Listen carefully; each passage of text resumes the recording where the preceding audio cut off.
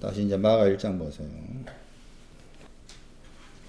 지난주에 말씀드린 것처럼 마가 1장 45절에 바깥 표시라겠죠. 마가 2장 4절에 지붕, 마가 2장 11절 말씀에 집이 오이코스였어요. 바깥, 지붕, 집. 그런 큰 틀을 가져야만, 큰 틀의 의미를 알아야만이 마가 2장에 나와 있는 가버나움의 사건의 내용을 알아낼 수가 있다. 바깥은 방주에서 바깥입니다. 또 집은 방주에서 안쪽을 말하죠. 창세기 6장 14절입니다. 바깥에 대한 설명 더합니다. 바깥. 고린도후서 4장 16절. 사람이 무엇이냐는 겁니다.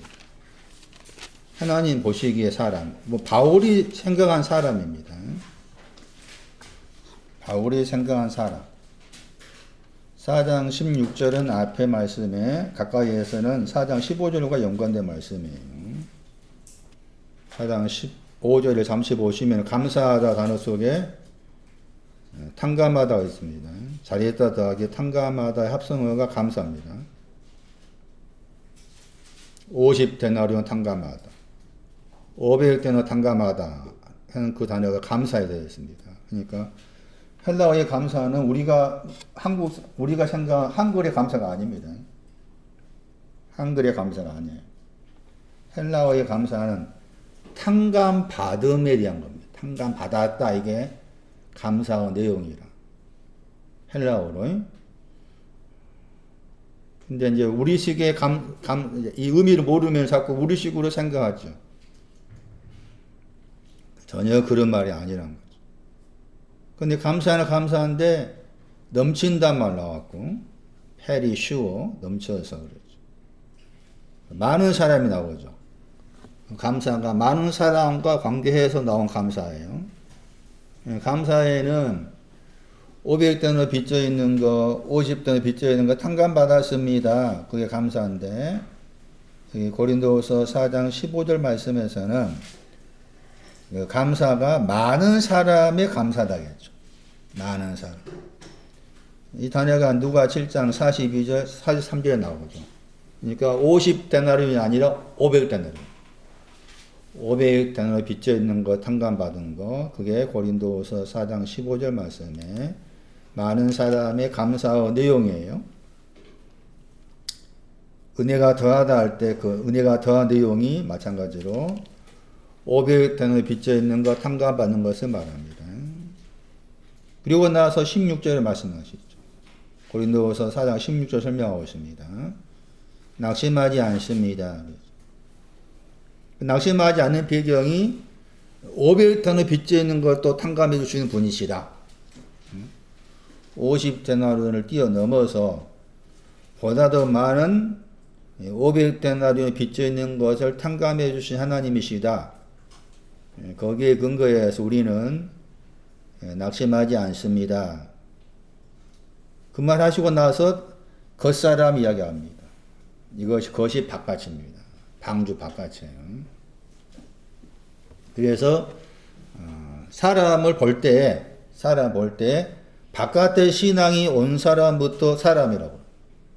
바깥의 신앙을 이 온 사람부터 사람이라는 의미를 쓴다. 그걸 생각하셔야 돼요. 그래서 전에도 설명드렸지만 내 주변에서 우리 개념으로 우리 개념으로 사람에서 늘 나를 힘들게 하는 사람이 있다라고 했을 때 그 사람 볼 때마다 저 사람 사람이 아니다 봐야 돼. 그런 눈을 봐야 돼. 너는 사람이 아니다. 사람이 아니면 사람이 아닌 대로 대하면 돼. 나를 힘들게 하는 사람이 있다면은 사람이 아닌 거 대해야 돼. 그럼 목사님 싸워도 됩니까? 싸워버려야지. 싸우고 죄인가?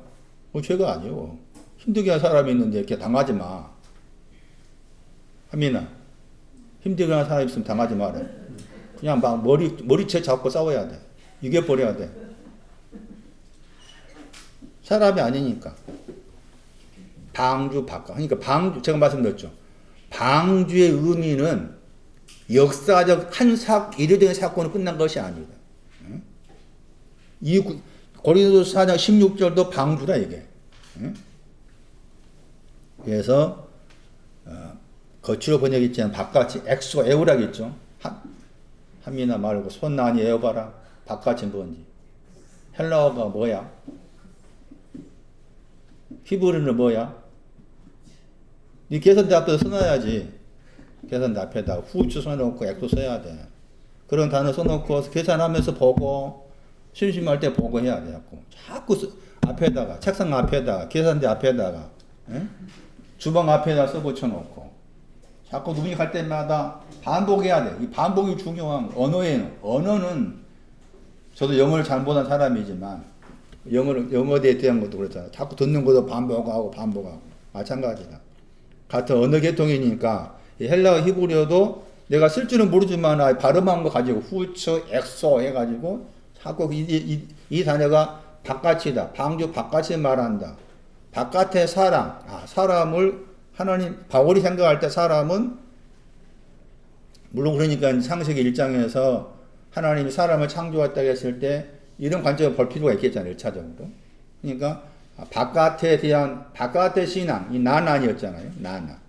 바깥 신앙이 나난인데 그런 바깥의 신앙을 가진 사람에 대해서 사람이라 그런다.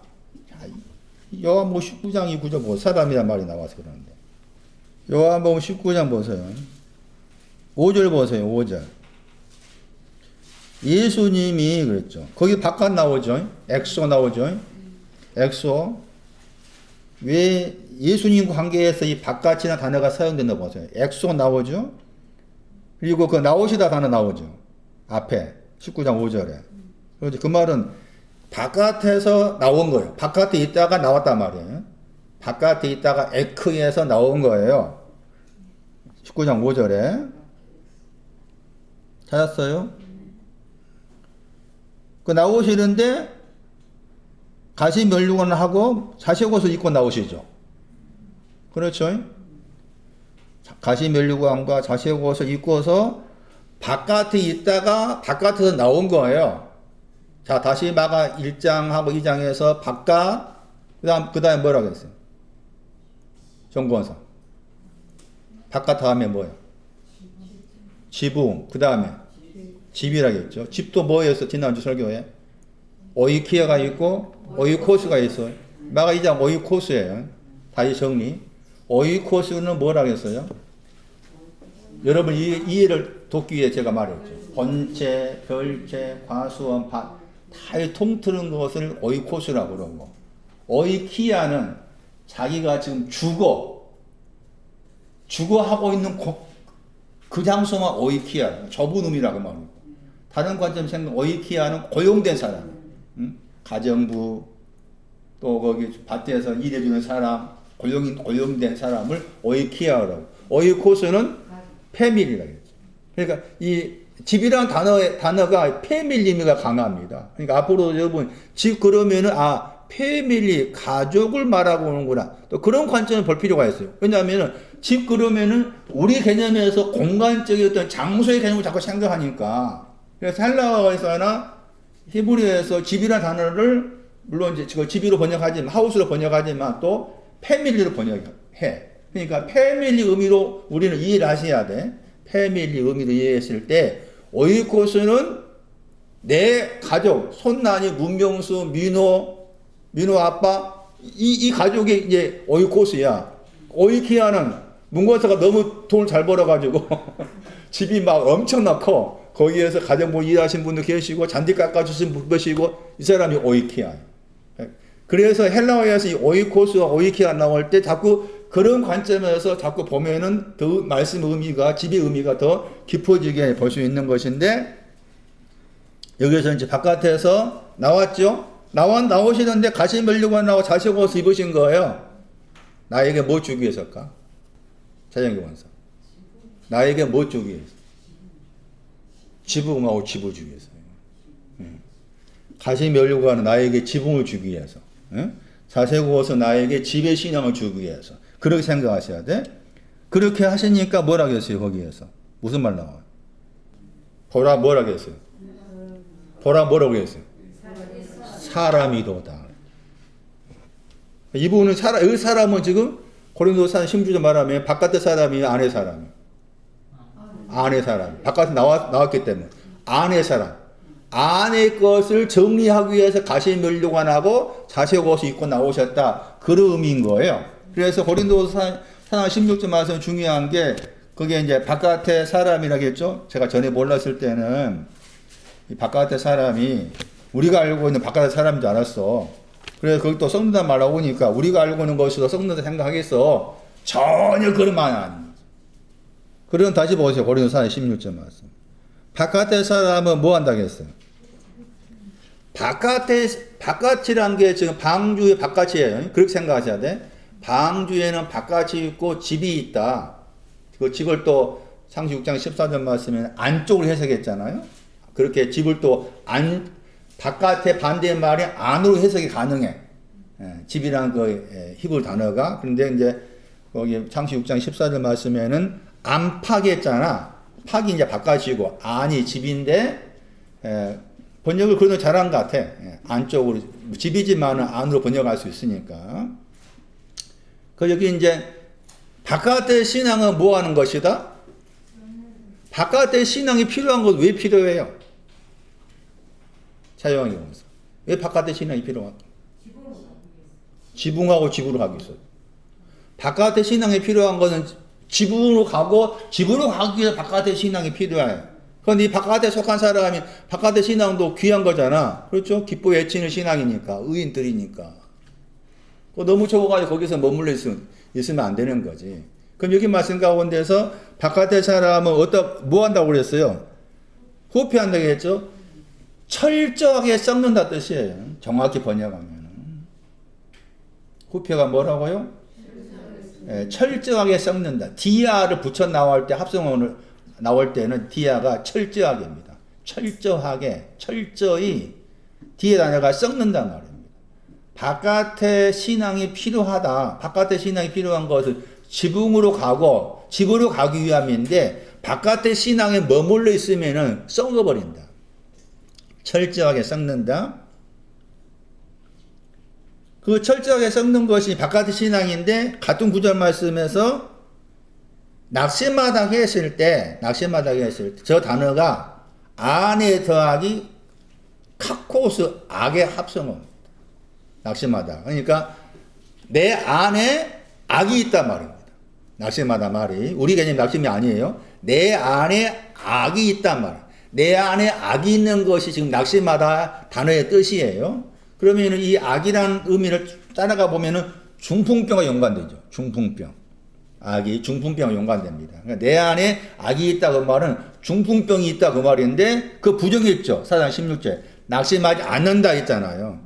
낙심하지 않는다 그랬죠. 그러면은 안에 중풍병이 있는데 그거 없다 이 말이잖아요. 중풍병을 가지고 있었다가 그게 없게 되었다. 예, 아니다 하나가 또 절대적 의미예요. 절대적으로 아니다 그 뜻이라겠죠. 그러면은 낙심하지 않는 것은 바깥의 사람의 신앙은 낙심하는 거예요, 안 하는 거예요? 낙심하지요. 겉의 신앙으로는 악을 못 이겨. 그러니까 로마 7장에서 바울이 카코스 악과 씨름했잖아. 그 악이 중풍병이라. 바꿔 생각하면 로마 7장 말씀에 중풍병과 씨름했는데 씨름하면 한다고 해서 이길 수 없어. 그러니까 반드시 네 사람이 필요한 거야. 하늘에 네 가지 바람이 필요한 거지. 그러면은 이 악을 이제 낙심하지 않는다 했을 때 악이 안에 있는데 그 악이 없어졌다 그 말이고 그게 지금 속입니다. 속이 해당되는 거죠. 그래서 거기 이제 속이란 말 나온 거예요. 우리 속이라겠죠? 이 속이 상시 6장 14절 말씀에 거기에 집이란 단어에 헬라어로 나와 있죠. 그러니까 이 고린도서 16절 말씀에 바깥하고 속은 방주를 가리킵니다. 방주의 의미를 문자적 의미로 단 일일적 의미로 결코 생각해서는 안 된다. 방주는 바깥과 속으로 구성되어 있다. 근데 그 바깥이 왔을 때를 사람으로 말할 수 있다. 근데 바깥의 신앙으로는 철저하게 썩는다. 썩는다고 했을 때 썩는 것이 뭐냐? 무엇이 썩는다는 말인가? 깨달음이 썩어버립니다. 이 썩는다 단어 찾아가 보시면은 깨달음이 있는데 그 깨달아지는 게 썩어버려요. 그러니까 깨닫지 못한 거예요. 고린도후서 11장 3절 보세요. 썩는다. 무엇이 썩는단 말이냐? 고린도후서 11장 3. 그 부패하다가 썩는단 말이죠. 고린도후서 11장 3절에 부패하다가 썩는단 말입니다. 그리고 썩는다고 했을 때 무엇이 썩는다고 했는 거는 마음이라겠죠. 저 마음이라는 단어가 이 단어가 지금 바울 서신에만 나옵니다. 이 단어가. 바울 서신에만. 노예마잖아요. 딱 6번 나옵니다. 6번. 바울 서신에만 나오는 6번 나온 단어인데 이 단어의 동사가 깨닫다입니다. 깨닫다. 그러니까 깨달음이 썩어버리니까 깨닫지 못한 겁니다. 깨닫지 못한 거예요. 그런데 그러면 깨달아야 될 내용이 뭔가 하면은 그리스도 안으로 번역된다면은 진실함과 깨끗함입니다. 그리스도 안으로 들어가기 위해서는 진실함과 깨끗함이 필요한데 진실함과 깨끗함에 대해서 깨닫지 못한 거예요. 바깥의 신앙을 가졌지만 그런 말이에요. 그래서 고린도서 16절 말씀에 바깥의 사람은 철저하게 썩는다고 했을 때 깨달음이 썩음으로써 그 다음에 집으로 가야 될 것에 대해서 깨닫지 못한 것이다. 다시 돌아오세요. 고린도서 16절 말씀에 우리의 속이라고 했을 때 속은 이제 집을 가리키죠. 그런데 집을 가리키는데 그 집도 이제 잠시 설명한 역대하 24장 12절 13절에 의하면 집도 크게 두 가지였죠. 강하다 하는 것도 집이었고 담대하다는 것도 집이었습니다. 하자크, 아마츠였어요. 아예 외워야 됩니다. 그런 용어는 아예 외워야 됩니다. 여호수아 1장 몇 절이었어요? 6절이었어요. 6절. 여호수아한테 강하여라, 담대하여라. 그 말은 무슨 말이에요? 여호수아에게 너는 집이다라고 말해요. 너는 여호와의 집이 되고 하나님의 집이 되라 그 말이에요. 여기서 지금 이 속은 그러면 하자크라는 그 강한 집하고 집의 내용이 역대하 24년 생각했을 때 담대하다 하는 그 집과 관계해서 어느 쪽이냐라고 했을 때 안분장에서 4장 거기 15절 말씀과 연관을 지우고 그 다음에 4장 17절은 4장 16절 다시 풀어놓은 거예요. 4장 17절은 4장 16절을 풀어놓았고 그 다음에 4장 17절 18절 연결되고 심지어는 고린도후서 5장 1절까지 연결됩니다. 이 문장 고린도후서 5장 1절까지도 관계됐다 볼 수가 있어요. 그래서 우리의 속이라기보다 속은 아마츠를 말합니다. 아마츠가 새롭게 된다고 했을 때 아마츠를 말합니다. 속은 새롭게 된다. 아마츠. 그런데 이제 아마츠가 새로움이 내용인데 날과 날이라겠죠. 날이 두 번 나옵니다. 무슨 날일까요?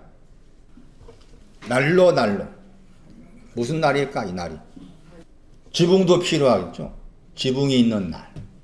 또 하자크에 있는 날. 지붕도 이제 잠시 후 설명할지 지붕도 두 가지입니다. 두 가지 지붕이 있는 날, 하자크가 있는 날을 말합니다. 우리 개념 날이 아닌 거예요. 날이 낮이라고 했잖아요. 그 낮이 또 뭐라고 했어요? 빛이라고 했죠. 그러니까 낮 그러면 제일 먼저 떠오르는 그 의입니다. 의부터 시작해요. 의부터 시작하는데 거기에다가 덧붙여가지고 여기 지금 겉과 속을 이야기한 거잖아.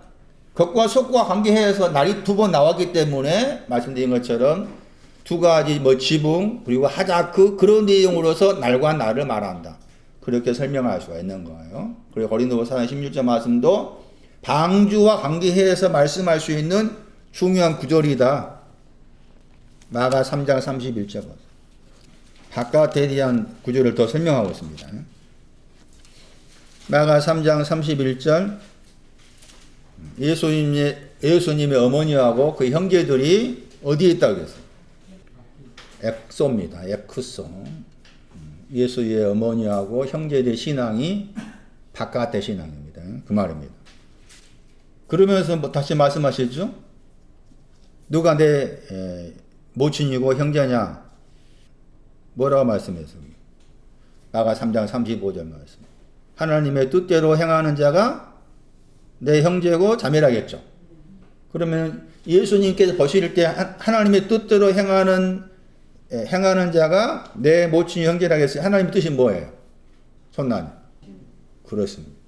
그렇게 봐야 돼요. 엑소가 나오면 엑소를 보고서 봐야 돼, 이렇게.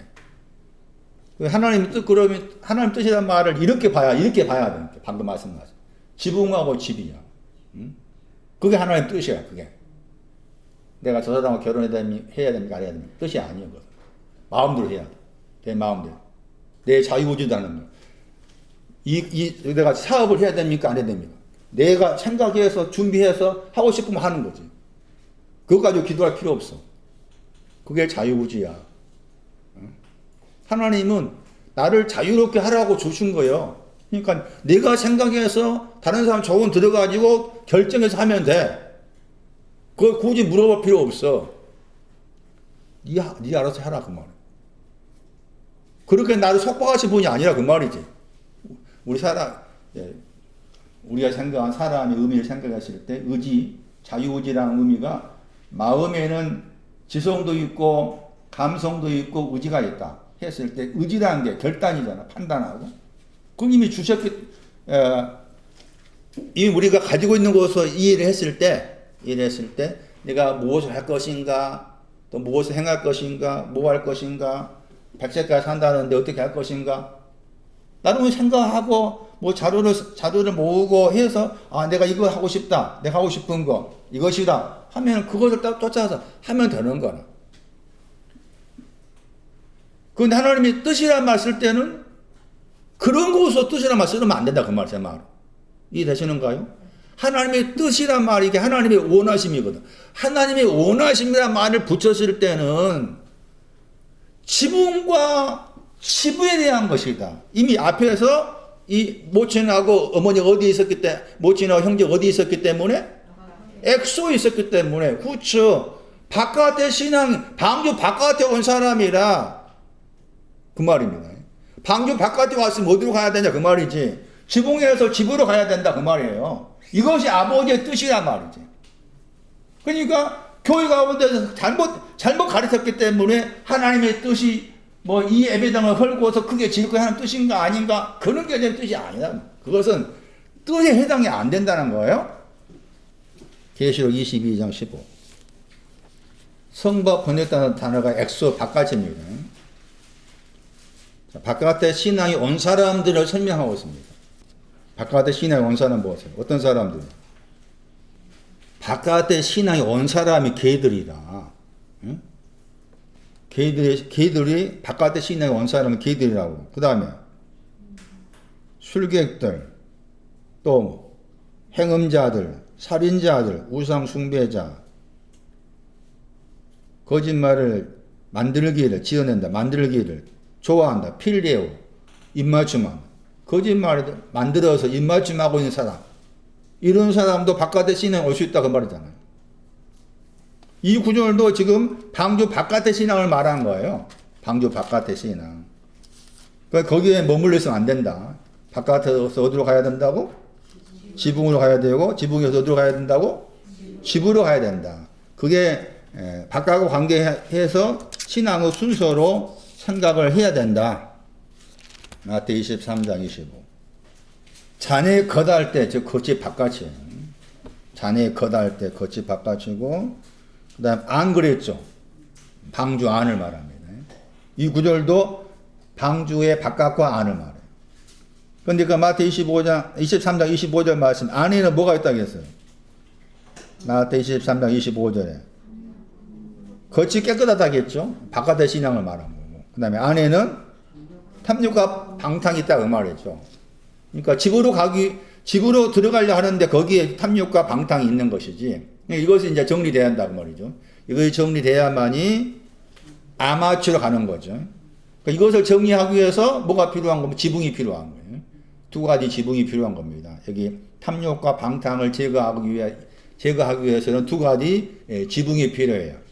두 가지 지붕이 있어야만이 탐욕과 방탕을 정리해가지고 아마치라는 안으로 들어간 거죠.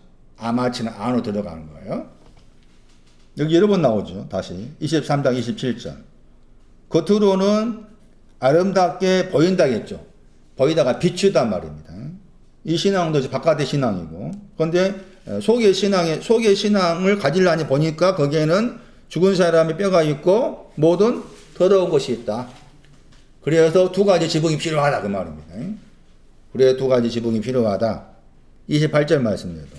겉으로는 사람들에게 옳게 의인들이죠. 의인들로 보인다, 비춘다겠죠. 겉의 신앙이 의인들이라겠죠. 나는. 그런데 속에는 뭐가 외식과 뭐가 있어? 불법이 있다. 외식과 불법이 있기 때문에 지붕이 필요하다. 왜 지붕이 있느냐라고 했을 때 이런 마태 23장을 생각한다면 안에 있는 이런 안으로 들어가야 되는데 들어가기 전에 외식과 불법 등등의 내용도 있기 때문에 두 가지 지붕이 필요하다. 그런 설명을 드릴 수가 있는 거예요. 창세기 9장 보세요. 방주 바깥에 나와가지고 일어난 사건을 언급합니다. 창세기 9장. 가까이에서는 그 창세기 9장 18절 보시면 번역된 거 보세요. 노아의 아들들은 방주에서 나왔다겠죠. 방주에서 나온 노아의 아들들 이름이 나옵니다. 제일 먼저 등장한 이름이 셈이죠. 그 다음에 누가 등장합니다. 이 순서를 잘 보셔야 됩니다. 셈 다음에 누구예요? 함입니다. 함 다음에 야벳입니다. 이런 순서를 무시하면 안 돼요. 그리고 함을 뭐라 했는가 하면 가나안에 뭐라 했어요? 가나안의 아비라고 그랬죠. 히브리어의 발음 해보세요. 히브리어 발음. 아비입니다. 아비. 예? 히브리어 발음이 아비고, 예? 우리 번역으로 뭐예요? 이해하기 쉽잖아. 아비가 히브리 발음이고, 예? 우리 한국말의 그 아비의 발음을 번역한 것이 아비라, 아비. 온 땅에 퍼졌다겠죠. 온 땅이 누아입니다. 누아의 신앙을 향해서입니다. 20절, 노아가 어떤 사람을 향했어요? 아담아입니다. 아담아 들어보셨죠? 노아는 땅의 사람입니다. 땅의 사람입니다. 포도나무를 심었어요. 포도주를 마셨어요. 21절. 장막 안에서 벌거벗었죠. 벌거벗었단 말은 이제 문자적으로 벌거벗었다 뜻도 있으면서 이게 단어가 계시한단 말입니다. 그러니까 벌거벗은 것은 계시와 연관입니다. 계시하는 것은 벌거벗기는 거예요. 계시하다가 벌거벗기다. 영어 번역은 언커버였잖아요. 22절 보세요. 이제 가나안의 아비 누구라고요? 함입니다. 함의 신앙을 이제 엿보시는 함과 그다음에 셈과 야벳의 신앙적인 차이를 엿볼 수 있는 단어입니다. 9절입니다. 22절 끝머리 보세요. 후치가 나오죠. 바깥 안에서. 결론부터 말하면 함의 신앙은 바깥의 신앙입니다. 함의 신앙은 바깥의 신앙. 그러니까 방주 안에서 나왔다고 했잖아요. 앞에 말씀에. 방주 안에 나왔는데 나왔다가 말 방주에 들어갔다 그 말이죠. 방주에 들어갔다고 했을 때 함은 바깥에 방주에 들어간 거예요. 함은 바깥에 방주에 들어갔다. 근데 거기에서 이제 원어에는 그 안이란 말 되어 있죠. 바깥 안에서 그랬잖아요. 근데 문맥상 살펴보면 이게 바깥에서 밖으로 나왔다는 것이죠. 그러니까 23절 말씀에서 셈과 야벳이 있는 곳이, 셈과 야벳이 있는 곳이 바깥쪽에 있는 거죠. 정리하면은 셈과 야벳이 있는 곳은 지붕을 말합니다. 지붕의 신앙은 셈과 야벳이고 함의 신앙은 바깥의 신앙입니다. 앞에 9절의 말씀에 셈과 함과 야벳이 방주에서 나왔습니다 했을 때 방주의 큰 틀은 바깥과 안이었다. 물론 이제 문과 연관을 해서 상중하가 나옵니다. 6장에 보면은. 좀 더 그 내용, 문과 관계한 상중하는 깊이 생각해 볼 필요가 있겠지만, 방주라고 했을 때 큰 틀은 바깥과 안이다. 그 나왔다고 했을 때, 나온 사람이 세 아들이 나왔다고 했는데, 거기에서 함은 바깥이라는 방주 안으로 들어가서 나온 것이고, 셈과 야벳은 지붕입니다. 방주 뚜껑. 방주에서도 방주 뚜껑에 있는 사람이 셈과 야벳이 됩니다. 함이라 이름이 또 뜨겁다는 말입니다. 뜨거운 내용이 시편 39편 3절. 여러분 집에서 공부해 보세요.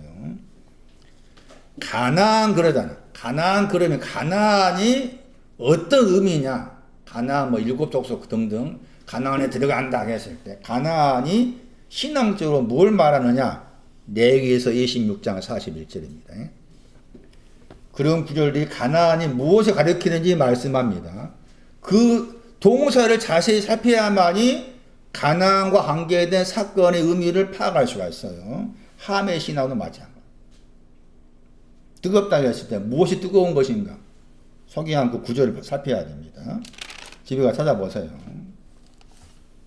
그래서 셈과 야벳이 지금 제가 바깥하고 지붕과 관계한 말씀을 지금 드리고 있는 겁니다. 마가 2장에 나와 있는 그 지붕, 그 지붕이 창세기 말씀에서 뭐라고 했는가? 방주 뚜껑이라고 했죠. 그 방주 뚜껑에 신앙 가진 사람이 셈과 야벳이다. 창세기 9장 23절 그 증거가 뭐냐 보세요. 함은 옷이 없었던 거죠. 함은 옷이 없어요. 셈과 야벳은 옷이 있습니다. 그리고 옷이 있었는데 지금 거기 보시면은 셈이라 이름이 먼저 나갑니다. 그렇죠? 아까 앞에 말씀에도 셈과 함과 야벳이었죠. 그건 순서예요. 그런데 그 가운데 있는 이 함이 지금 문제를 일으킨 것이고, 그 다음에 말씀에서는 야벳이라는 이름 앞에 셈이 먼저 나옵니다. 그 말의 의미는 옷이란 말 나왔잖아요. 옷이란 말 나왔을 때 이 옷이 셈이 가지고 있는 옷이라. 셈이 가지고 있는 옷인데 야벳이 그 옷에 동참한 것이다. 그렇게 볼 수가 있어요. 그래서 옷이 등장하잖아요. 옷을 취해가지고 영접하다. 옷을 영접해서 자기들이 지금 둘이죠. 자기들이 둘이라는 단어입니다. 앞에 22절 말씀에 두 형제 할 때도 둘이 나오죠? 둘 나오죠? 이 둘이 에레미야 2장 13절이죠. 향수에 그 넣었는데 나를 버린 거, 저축지보다 터진 웅덩이, 두 가지 악할 때 둘입니다. 그러니까 여전히 셈과 야벳에게는 이 두 가지 악이 지금 붙어 다니고 있다 볼 수가 있는 거예요. 그래서 거기 말씀 가운데 이제 하체를 덮었다겠죠. 옷이 하는 일이 뭐라 그 말이에요. 옷이 하는 일이 덮는다는 거죠. 저 덮다의 명사가 뚜껑입니다. 카사. 시편 32편 1절에 죄를 덮는 것을 말합니다. 이게 방주 뚜껑입니다. 그래서 셈과 야벳의 신앙은 방주 뚜껑의 신앙, 지붕의 신앙이 있고, 함의 신앙은 아직 거기에 이르지 못하고 바깥의 신앙만 온 사람으로 이해를 할 수가 있는 거예요. 자, 다시 돌아오세요. 그렇게 막 대충 설명해 놓고 다시 마가 1장에서 다른 구절에서 바깥의 신앙부터 바깥에서 고전 5장 12절. 고전 5장 12절도 방주입니다. 거기 외인할 때 외가 엑소, 바깥이죠. 교중의 단어가 에소, 안입니다. 잘못 번역했습니다. 고전 5장 12절 말씀에 방주의 바깥, 방주의 안을 말합니다. 엑소의 반대말 에소, 안, 집이란 말입니다. 이게 이 구절도 방주와 관계된 구절입니다. 5장 13절 엑소입니다. 그러니까 여러분이 신약 성경 말씀 읽으실 때 엑소가 나오면 다 방주 바깥으로 이해를 하시고 보셔야 된다는 거예요. 방주 바깥으로. 골로새서 4장 5절도 마찬가지. 골로새서 4장 5절. 엑소, 바깥에 있는 사람을 향해서 지혜 안에서 걸어가라. 지혜 안, 아마추입니다. 골로새서 4장 5절이었어요. 아가서 말씀 보시면 아가서 8장 보세요. 이 구절도 참 기가 막힌 구절이에요. 우리가 이제 다른 교파나 다른 어떤 모임에서는 교제한다는 말을 많이 사용합니다. 교제한다. 아가서 8장 1절 보세요. 어라비가 형제란 말입니다. 어미의 젖을 빨다, 먹는다. 어미의 젖을 빠는 형제, 당신이 너가 형제였다며, 형제 같았더라면 그랬죠. 바깥에 나오죠. 바깥 안에서 뭐 합니까? 밖에서 뭐 합니까? 입맞춤 한다겠죠? 교제입니다, 교제. 바깥의 신앙이 온 사람으로부터 교제입니다, 교제. 아무나 입맞춤 할 수 없는 거지. 바깥의 신앙 가진 사람에서부터 이렇게 교제할 수 있는 거지. 어미의 젖을 먹는다 할 때 빨다 단어입니다. 빠는 내용이 중요합니다. 집에 가서 찾아보세요. 신명기 32장 13절에 2번 나옵니다. 2번의 반석이 나오고 그 구절에 근거해서 2번의 빠는 내용이 나옵니다. 그리고 바깥의 신앙이 마가 1장 45절 말씀에 광야였습니다. 광야를 바깥의 신앙이라고 그런다. 자, 이제 돌아오세요. 다시 마가 2장 4절에서 지붕에 대한 설명을 다른 거 찾아보겠습니다. 지붕이 방주 뚜껑이었어요. 창세기 8장 13절이었습니다. 창세기 8장 13절에 방주 뚜껑이 지붕이다. 그 지붕이 히브리어의 지붕의 의미는 덮어주는 거다. 시편 32편 1절의 대표적인 구절이죠. 죄를 덮어주다. 아까 창세기 9장 23절은 뭘 하겠어요? 옷으로 덮어주다. 이게 방주 뚜껑이고 이게 지붕의 신앙적 의미입니다. 창세기 38장 보세요. 창세기 38장 15절 보세요. 겉으로 봤을 때는 시아버지 유다하고 며느리인 다말과 관계를 말해주지만 겉으로 봤을 때는 그러나 항상 말씀은 겉의 것이 아니고 자세히 살펴야 된다겠죠. 거기에 창녀가 나오죠. 창녀의 신앙을 말합니다. 창녀의 신앙. 저와 여러분은 창녀가 돼야 됩니다. 창녀가 돼야 됩니다. 그럼 창녀는 어떻게 하겠습니까? 최영의 권사가 창녀가 돼야 되는데 창녀는 어떻게 하겠어? 내가 이용록이가 창녀가 돼야 되는데 창녀는 어떻게 하겠어요? 끼 그랬죠. 원어에. 얼굴은 뭐랬어요? 가리오다 보세요. 방주 뚜껑이. 창녀의 신앙은 지붕까지 온 사람이에요. 바깥을 지나서 지붕까지 온 사람이 창녀의 신앙입니다. 그리고 창녀 그러면은 대표적인 이름이 나오죠. 누굽니까? 나합입니다. 창녀라고 했을 때 창녀의 대표적인 인물이 나합입니다. 나합의 이름이 뜻이 뭐였어? 넓은 곳으로 갔기 때문에 다투지 않는다. 이게 나합입니다. 나합의 신앙을 아마칩니다. 왜 창녀에 대한 말씀이 많이 아니지만은 여러 군데에 등장하느냐? 마태 21장. 제가 말씀드린 거 창녀가 돼야 된다고 했잖아요. 왜 창녀가 돼야 되는지 마태 21장.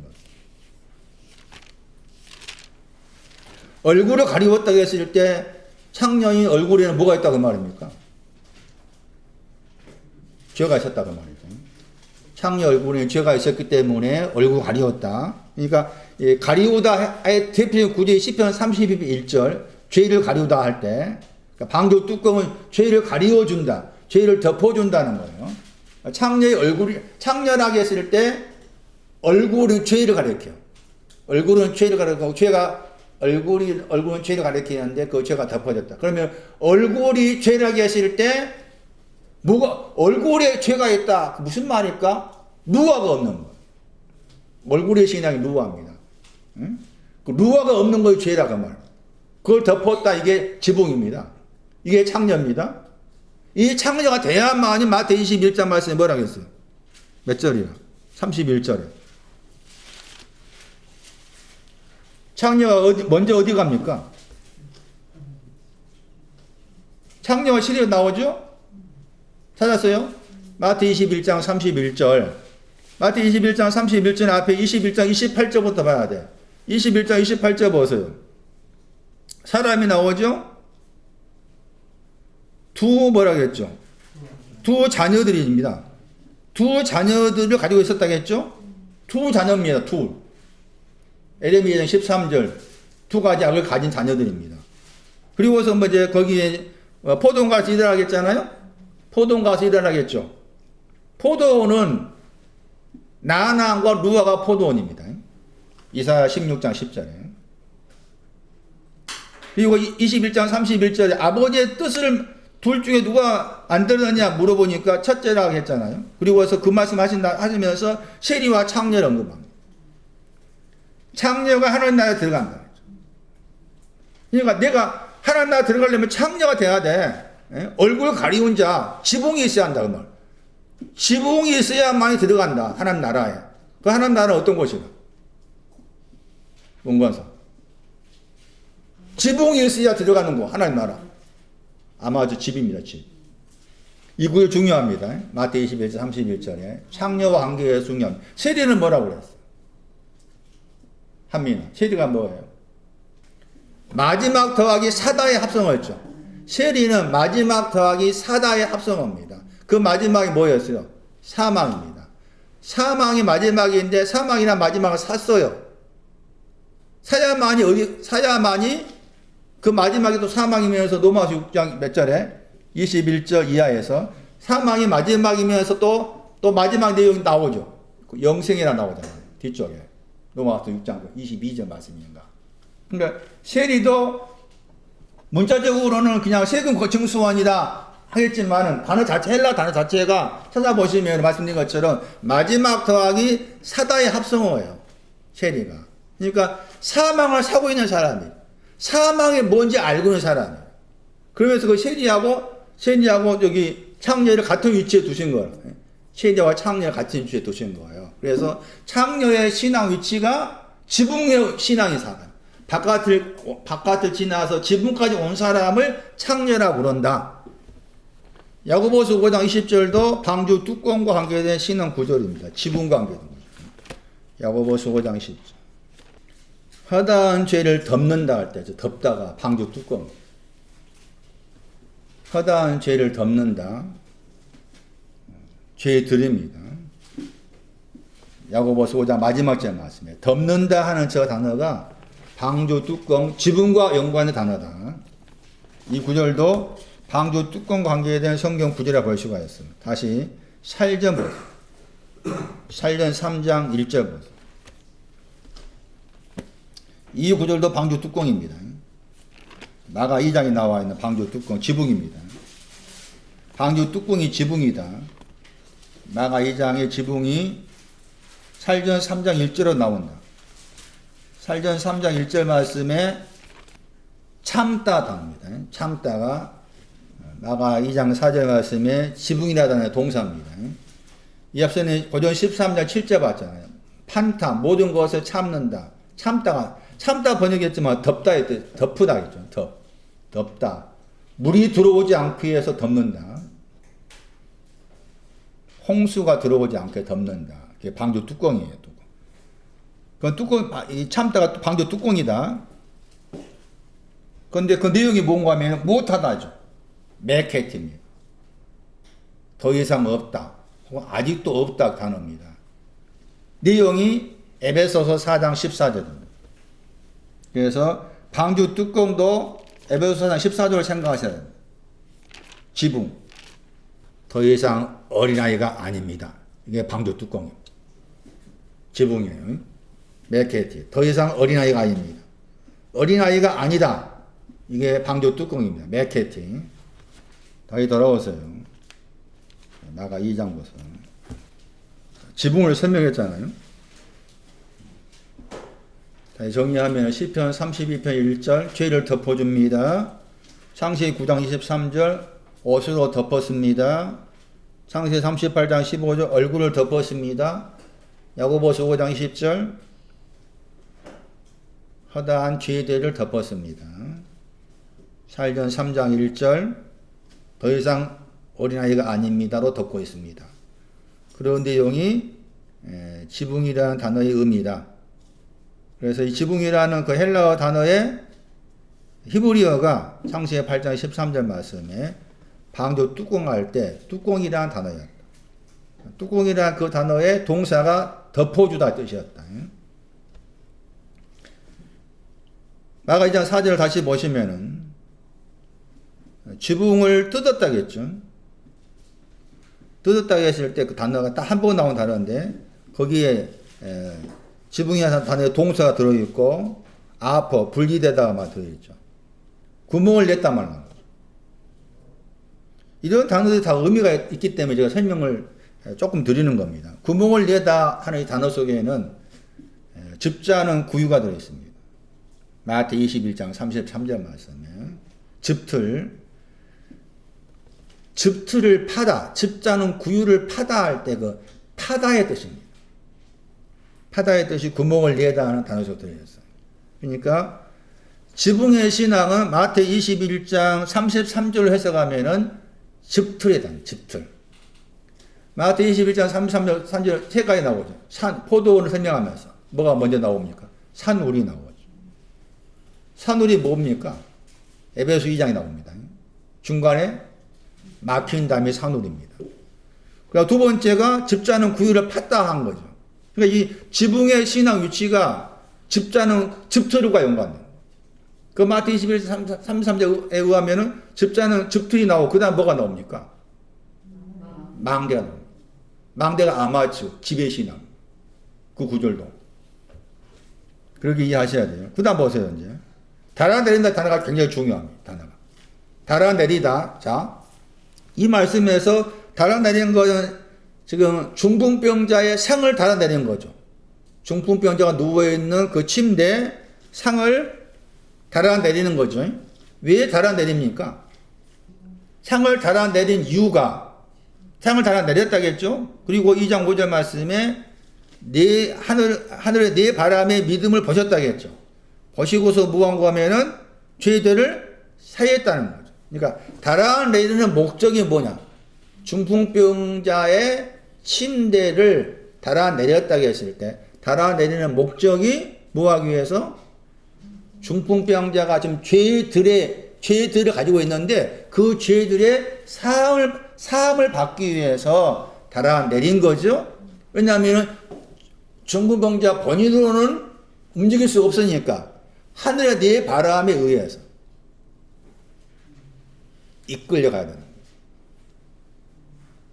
신앙은 이렇게 하늘의 내 바람이 자꾸 내 마음에서 이렇게 불어줘야만이 이끌려가는 거예요. 내가 스스로 나 이런 죄 범했으니까 용서해 주세요. 이 구절로 안 되는 거예요. 중풍병 때문에. 그래서 거기 2장 3절 말씀에 네 사람 앞에 그 단어 보세요. 저 단어가 중요해요. 휘포라고 했잖아. 휘포가 주로 번역할 때는 아래의 뜻이 있어요. 여기에서는 무엇에 의해서요.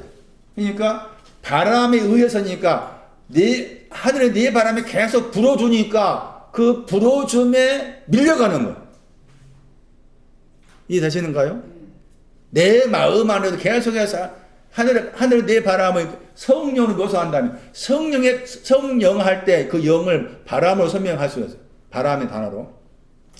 스가랴 6장에 하늘에 내 바람 할 때 그 바람이 히브리어는 루아를 번역할 때 바람 번역할 수가 있고 영으로 번역해. 그러니까 바람이다, 영이다 같은 개념을 생각하면 돼요. 그 하늘에 내 바람이 계속 내 마음 안에 나를 향해서 불어주셔야만이 거기에 불려주심에 의해서 가는 거야. 이렇게. 응? 여러분에게도 뭔가 지금 하늘에 내 바람이 불고 있으니까 밀려서 여기 있는 거야. 응? 그렇게 생각하자. 뭔가, 왜 장유에, 왜 그 종고사 앞, 집에 좀 가면은 큰 뭐 대성교회도 있고 그런데 왜 여기까지 와? 응? 내가 뭐가 이뻐서. 응? 뭐가 굳이 그 많은 교회를 놔두고 오냐고. 뭔가 지금 하늘에 내 바람이 계속 종고사나 신집사 마음이 계속 뭔가 불고 있으니까 거기에 의한다 그 말, 휘퍼란 말은 내 자유지로 대항할 수 없다고 말이야. 무엇인가에 이끌려서 밀려간다고 말이야. 하지 마라. 밀려가. 떠밀려가서. 달아내리다 단어 굉장히 중요한 단어. 누가 5장 봐서. 달아내리다의 단어에 대한 설명입니다. 누가 5장을 새롭게 볼 필요가 있습니다. 누가 5장에 이 단어가 2번 나옵니다. 누가 5장 4절 보세요. 그물을 내렸다 할 때 그 단어죠. 그물을 내렸다겠죠? 그물을 내렸다 할 때 지금 마가 2장 4절 말씀에 중풍병자가 누워있는 그 상이라겠지만 침대, 작은 병상을 달아내렸다. 여기에서는 누가 5장 4절은 중풍병자의 병상이 아니라 무엇이 등장해요? 그물이 등장합니다. 자, 그러면 중풍병자의 누워있는 병상을 달아내렸다는 그 말이나 그물을 내렸다는 말이나 같은 거예요? 틀린 거예요? 같은 거야. 저 단어 동사 때문에. 그래서 이 누가 5장 1절 이하 말씀은 제가 시간 되면 따로 떼어서 한 번 더 전에 한 번 자세히 설명한 기억이 없어요. 자세히 설명드린 설교로 대충 했지만 또 많은 사람들이 누가 5장에 대해서 설교한 내용도 많잖아요. 근데 전혀 지금 보면 지금 와서 이 말씀 대답했을 때 전혀 이 말씀이 말하고자 하는 의도와는 전혀 다르게 해석하고 있구나가 많아. 먼저 이 단어 때문이죠. 그물을 내렸다. 물론 문자적으로 뭘 잡기 위해서요? 문자로 고기 잡기 위해 내렸지. 그렇게 지나가면 안 돼. 내렸다 하느라가 마가 2장에 뭐에 쓰였다고? 지붕을 뚫고 상을 내리는 거, 지금 지붕과 연관된 거잖아요. 어쨌든 상을 내렸다. 상을 내린 이유가 죄들을 사함받기 위함이었죠. 그리고 죄들이 어떤 죄들이에요? 마가 2장에서 죄들을 말할 때 항상 구체적으로 말해. 무슨 구절이든 간에 땅 위에 있는 죄들이에요. 죄들이 무슨 죄들이라고? 땅 위에 있는 죄들이라고. 그러면 땅 위가 뭔지 또 봐야 되잖아. 그러니까 땅 위에 있는 죄들을 용서받기 위해서 자 중분배 걸린 그 내용 속에는 땅 위에 죄들도 있었다 그 말이잖아. 중분배 걸렸다고 했을 때 아마치시나 오기 전이라겠잖아요. 땅 위에 있는 죄들이 있었기 때문에 중분배 걸린 거예요. 그러니까 먼저는 그 땅 위에 있는 죄들을 용서하고서 그 다음에 이제 집으로 가라겠잖아. 그러니까 먼저는 그래서 그 앞에 말씀에 마가 2장 말씀에서 어느 것이 쉽겠냐 물어봤잖아. 예? 죄들 용서해 주는 것하고 일어나 걸어가라는 것 중에 어느 것이 쉽겠냐 물어봤잖아요. 번역 쉽겠다 번역했잖아요. 쉽겠느냐? 그것도 그렇게 번역하면 안 됐다는데 그렇게 번역한 거잖아요. 쉽겠다 했을 때 내용은 죄들의 사함이 아니라 어느 쪽이에요? 일어나 집으로 걸어가라. 그쪽이 쉽겠다 내용이다. 왜냐하면 쉽다 그 단어가 잘했다 더하기 보다 더 수고하다야. 잘한 것에 대해서 보다 더 수고하다 의미가 들어있기 때문에 죄들 사함이 먼저인 것이고 그 죄들은 땅 위에 있는 죄들이다. 그 땅 위에 있는 죄들에 대해서 땅 위가 뭔지 설명해야 되겠지만은 그래서 여기 지금 누가 5장 거기 4절 말씀에는 마가 2장에서는 중풍병자의 병상, 침대와 관계해서 말씀했지만 여기에서는 그물과 관계해서 말했다.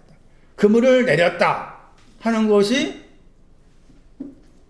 그물하고 침대라는 그 용어만 바뀐 것이지 동사는 같은 내용이다.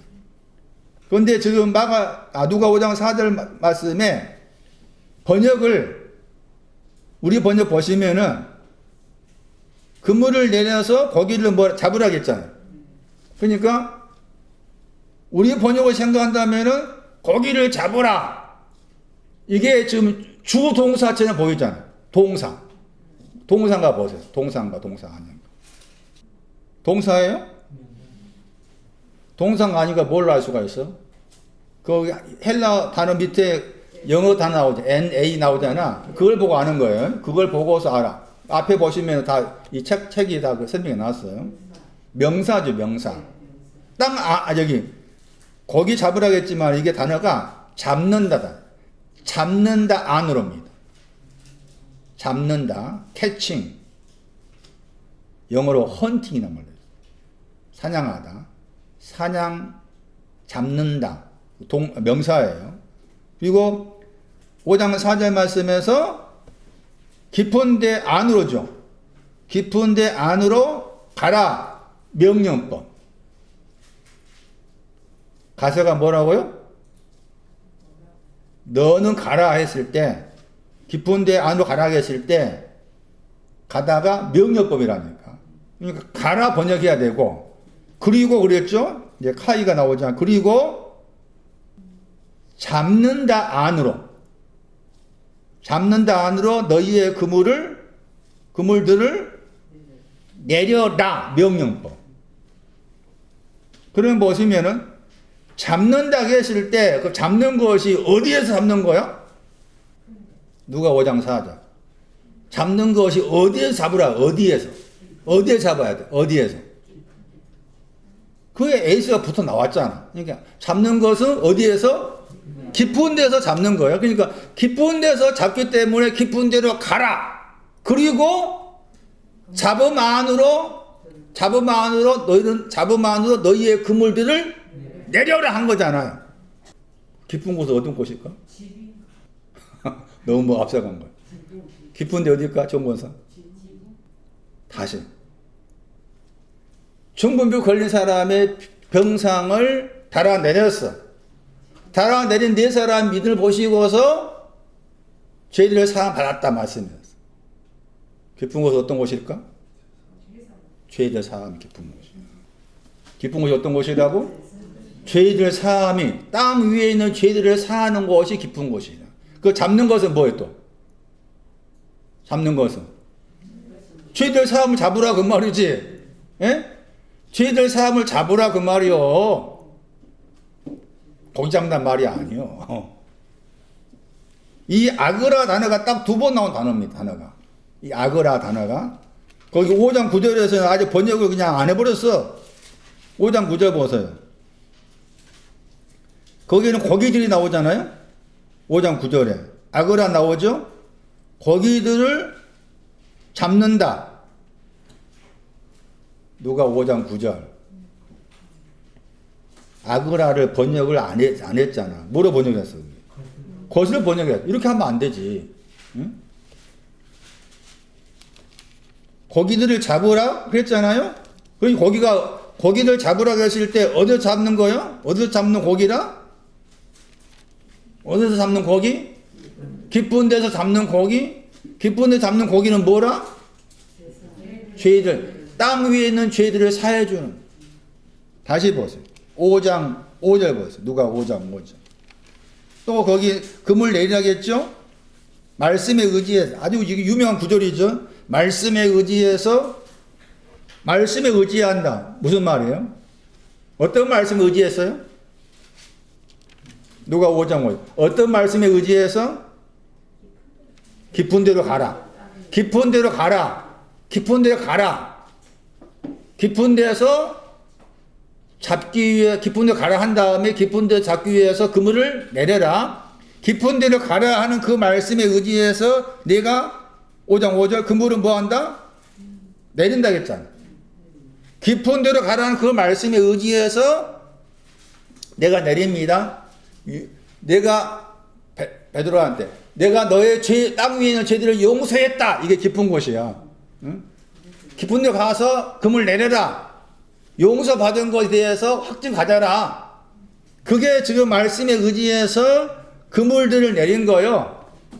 응? 깊은 곳은 죄들을 사해주는 곳이다. 죄들을 사해 준다. 금을 내리는 것도 죄들을 사함받기 위해서 금을 내리는 것이고 병상에 침상을 내리는 것이다. 그러니까 이 말씀은 그냥 말씀에 의지해서 금을 내립니다. 전혀 그런 말이야. 이 금을 어떤 금을일까? 이미 5장 2절 말씀에 씻겨진 그물이에요. 5장 2절에 씻겨진 그물을 내리는 거. 5장 2절에 씻긴단 말 나오죠? 씻겨진 그물을 내리는 거. 씻겨진 그물을 내린다고 했을 때 그 내리는 곳이 깊은 곳이었고 내리는 그 내용이 죄들을 사함받기 위해서 내린다 하는 거예요. 그러니까 그 말은 뭔가 하면은 씻겨졌지만 여전히 뭐가 있다 그 말이에요. 이 그물은 죄들이 있다 그 말이에요. 씻겨졌다고 했을 때 씻겨지다가 헬라어로 딱 세 군데 나와. 계시록 7장 14절, 계시록 22장 14절 딱 세 번 나와요. 뭔가 씻겨졌는데 또 이 그물에 문제가 생긴 거예요. 그래서 그물을 내리라 그렇게 이제 말씀을 하신 거예요. 그래서 누가 5장을 좀 더 이 내용을 좀 더 이제 깊이 있게 살펴보기 위해서 지금 마가 2장에 나와 있는 달아내리다 하는 이 두 단어가 나와 있는 달아내리다 하는 그 단어가 누가 5장 4절하고 그 다음에 5절 말씀에 나와 있는 그 내용만 가지고라도 누가 5장 1절 이하 말씀 의미는 그냥 대충 해서 대충 생각해가지고 내용을 알 수 있는 내용이 아니다. 집에 가서 공부해 보세요. 관심 있으신 분들. 게네사렛이 뭔가 알아야 돼.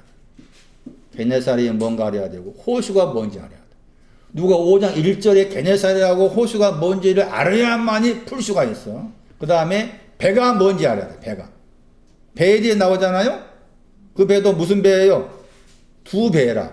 두 배요. 다 이게 신앙적 의미가 있는 거예요. 이런 의미를 모르고서 그냥 막 말씀에 의지해서 금을 내립니다.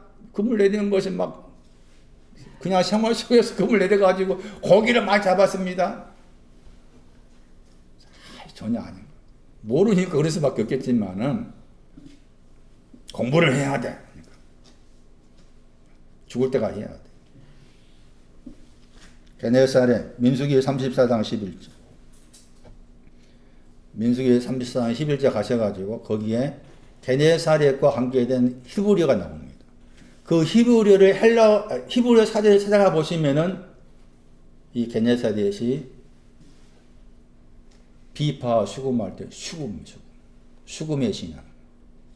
그 다음에 호수 시편 107편 35, 시편 114편 8절입니다. 이 두 구절이 호수가 신앙적으로 뭘 말씀하는지 말씀해주는 중요한 구절이에요. 왜 이 호수가 중요한가 하면은 계시록 20장 10절, 계시록 20장 14절, 계시록 21장 8절 말씀에 많이 알고 있는 불과 유황으로 뭐라 했어요? 타는 못할 때 그 단어입니다. 그러니까 불과 유황으로 타는 못할 때 그 못이 뭘 가리키는지를 방금 말씀드린 시편 말씀으로 알아야만이 불과 유황으로 타는 못이 부정적인 말인지 긍정적인 말인지 알 수가 있는 거예요. 그 다음에 배가 뭐냐? 배가 뭐라고 그랬어? 한민아? 배의 신앙. 배에 올라탔다. 배가 뭐냐? 이사야 43장 14절. 그 구절이 배가 가리키는 신앙이 뭔지를 말씀하는 대표적인 구절. 나난입니다. 나난의 명사가 나올 거예요, 여기에. 리나가 될 거예요. 그 리나가 나난의 명사예요. 바깥의 신앙. 배는. 바깥의 신앙. 의. 이게 배야, 배. 이사야 몇 장이라고? 43장 14절 보세요. 배가 나온 구절. 배가 많이 나오니까. 그냥 배 타고 갔다, 당연히 문자적 말씀이지만 상징적 말씀입니다. 이사야 43장 말씀이 배와 관계에서 나타난 중요한 구절이다. 이사야 43장 14절. 배가 나오죠? 이게 지금 히브리어로 배입니다. 저 단어가. 그다음에 거기에 번역 단어가 나오죠. 뭐라고 해서 배를? 연락하다 겠죠? 니나죠. 저 단어의 동사가 나난입니다. 디나의 동사가 뭐라고? 나나. 많이 들어봤잖아요? 나난입니다. 겉의 신앙입니다. 겉의 신앙. 바깥의 신앙. 배는 바깥의 신앙을 말합니다. 자, 그렇게 놓고 다시 돌아오. 달아내리다가 중요해. 이 단어가 왜 중요한지 보세요. 야고보서 가보세요. 야고보서 1장 보세요. 야고보서 1장 26절 보세요. 만약에 어떤 사람이 경건하다고 생각한다면,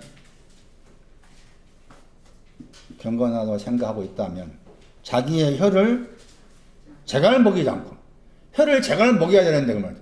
혀를 재갈을 먹여야 되는데, 재갈을 먹이지 않고도 나는 경건하다, 이렇게 생각하면은, 자기의 마음을 뭐한 것이다? 속이는 것이다. 재갈을 먹이다. 이 단어 속에 달아내리다가 있습니다.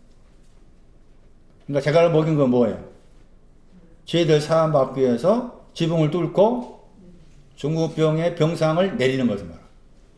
이 단어 속에 재갈을 먹이다 저 단어 속에 마가 2장 4절에 달아내다가 있다. 누가 5장에 달아내리다. 금을 내리다.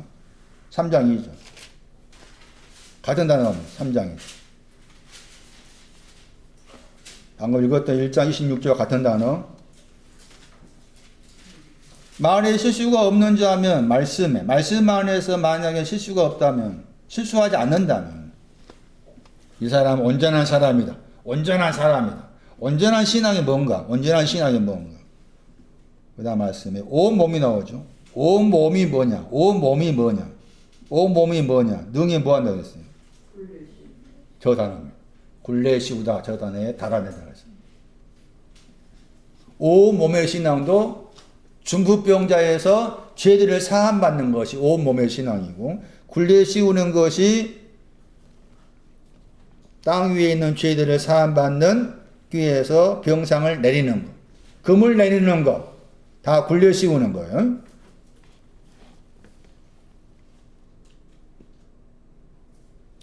야고보 3장 3절. 3장 2절은 굴레 씌운다. 3장 3절 보세요. 재갈 나오죠. 재갈 저 단어도 달아내리답니다. 입으로부터 말에 재갈을 먹인다 할 때, 재갈이라는 단어, 야고보 3장 3절, 야고보 3장 2절, 굴레 씌운다. 저 단어 속에 병상을 내리다, 깊은 데로 가서 그물을 내리다 하는 그 단어가 들어있습니다. 그 다음에 사도행전 9장 보세요. 사도행전 9장 25절 보세요.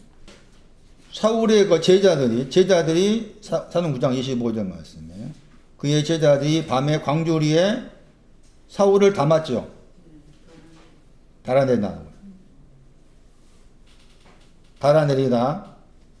중풍병자의 상을 달아내리다. 지붕.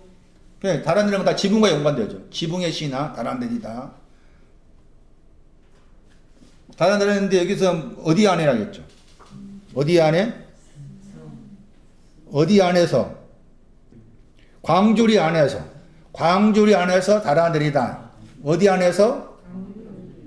중요합니다. 광주리 안에서. 광주리가 안에 달아내리다. 다시 마가 2장 가면 광주리가 뭐가 되겠어요? 중풍병자의 침상. 누가 5장에서는? 그물. 그게 또 광주리 갑니다. 왜 이 단어가 중요하냐? 우리가 마태복음에 의하면은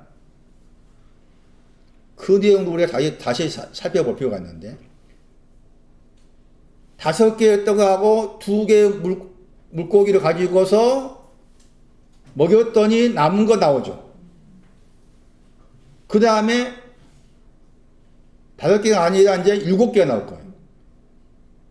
거기에 차이가 있습니다. 그 내용이. 겉으로 보면 뭐 5개 떡은 5개 떡하고 2개의 물고기를 뭐 먹고 남았다 이 되고, 7개의 떡하고 그것도 2개만 없는 것 같아요. 7개 떡 얘기할 때 거기에서 또 남았다고 했을 때 이제 단어가 광주리아 단어가 나오고 바구니가 나오고, 그 두 사건이 달라. 그러니까 겉으로 보면 같게 보이잖아. 그러나 두 사건이 달라.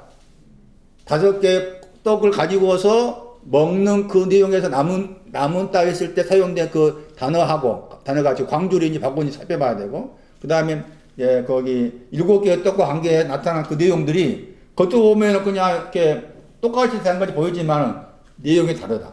다른 차이가 뭔가 하면은 이 단 때문에. 이 광주리냐, 바구니냐, 이 차이 때문에 그런 거예요. 자, 그 광주리 보세요. 광주리가 지금 뭐가 연관된 거예요? 지붕을 뚫고 달아 내린다? 땅 위에 있는 죄들을 사함받기 위해서 그쪽 가잖아요? 광주리가. 마태 15장 37. 앞에 마태 15장 36절에 7개의 떡이죠. 마태 15장 36절에 7개의 떡이에요.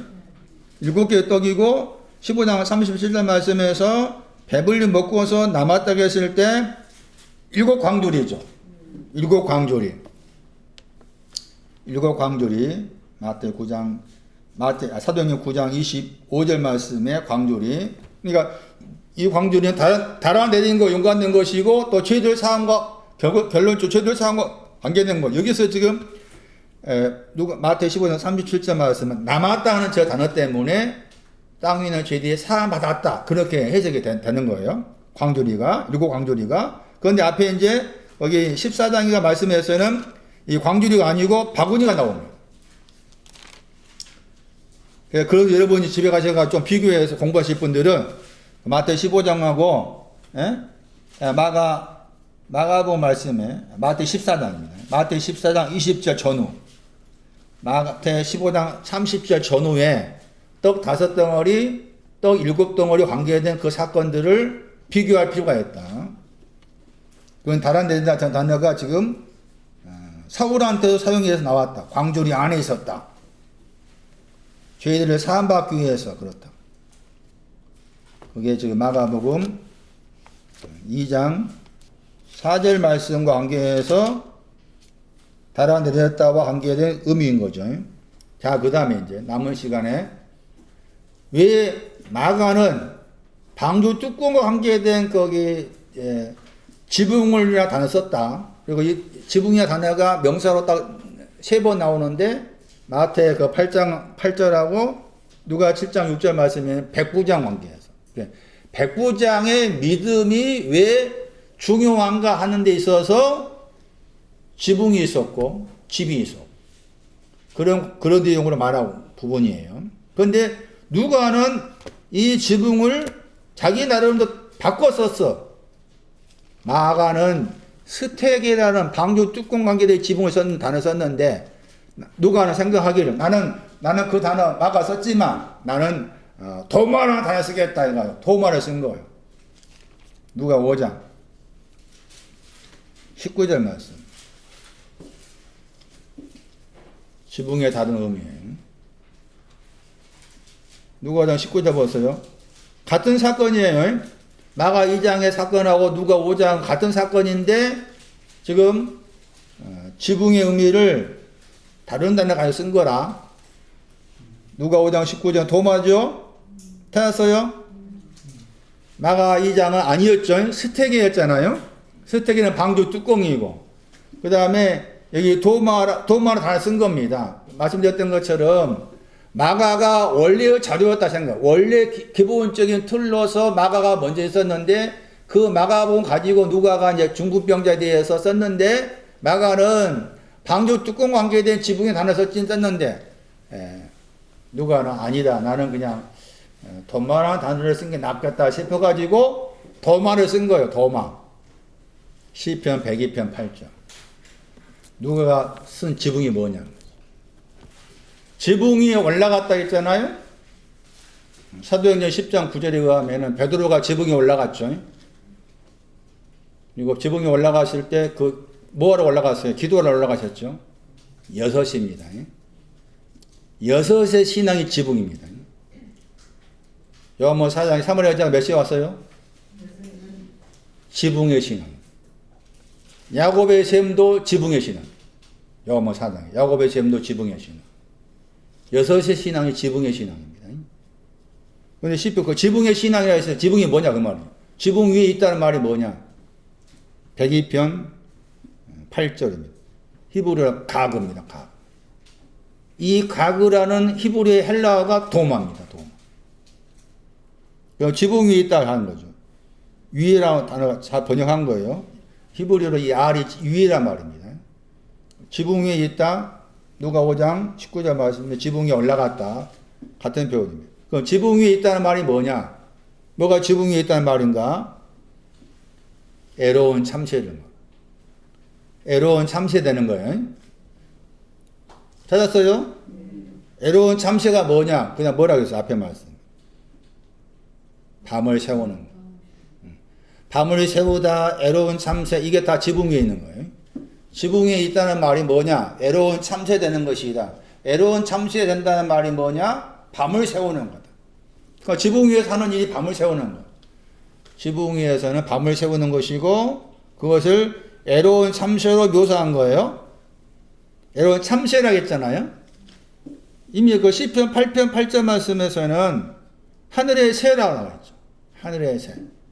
그러니까 하늘의 새는 그때 하늘은 나난입니다. 바깥의 신앙을 말합니다. 시편 8편에 8절에. 그다음 여기 102편 8절 말씀에 이 새도 같은 새인데 여기서는 더 높은 새인 거죠. 지붕이니까.